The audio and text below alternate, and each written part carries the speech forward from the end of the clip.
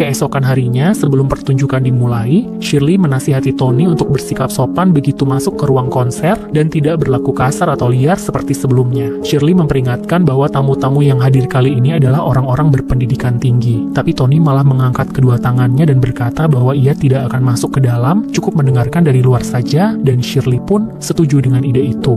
Begitu acara dimulai dengan perkenalan megah dari pembawa acara, Tony pun terkejut menyadari bahwa Shirley ternyata seorang pianis jenius yang sangat terkenal. Ia mulai bermain piano sejak usia 3 tahun, menggelar konser pertamanya di usia 18 tahun, dan dalam setahun terakhir 2 kali diundang tampil di Gedung Putih. Tak hanya itu, Shirley juga memegang 3 gelar doktor sekaligus di bidang psikologi, musik, dan seni. Benar-benar pribadi yang luar biasa serba bisa. Awalnya Tony hanya mengira Shirley sekadar kaya raya, tapi kini ia mulai sedikit mengaguminya. Terlebih ketika melihat Shirley larut dalam permainan pianonya, suara merdu yang mengisi aula membuat Tony terpesona.